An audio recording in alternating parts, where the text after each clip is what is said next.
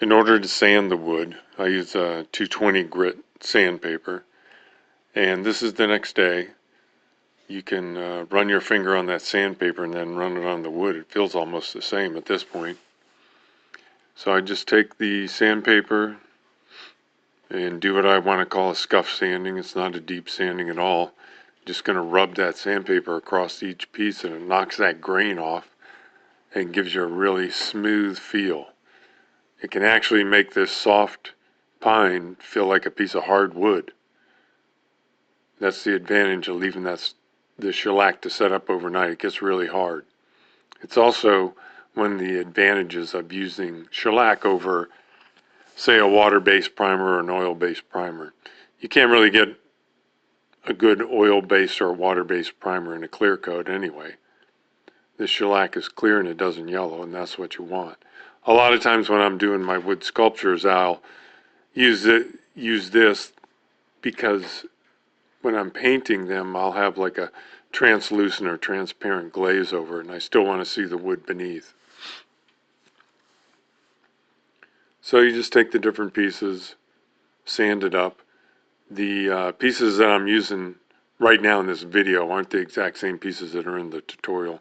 This was done in a slightly different time. But it's the same principle, same thing. There's absolutely no difference in the technique or the procedure at all, or the sequence of the steps.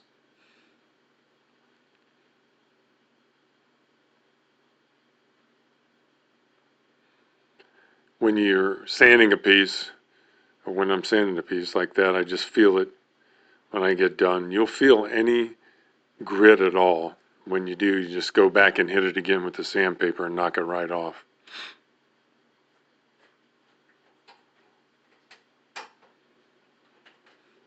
That's a small piece there. That's like the small heart piece size that I have in the tutorial.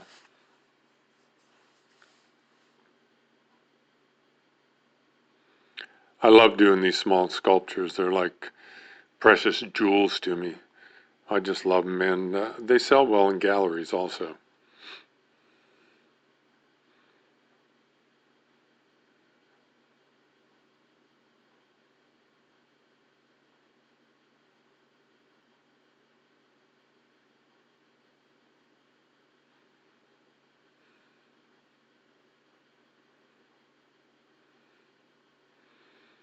That's about it. You can just sand them.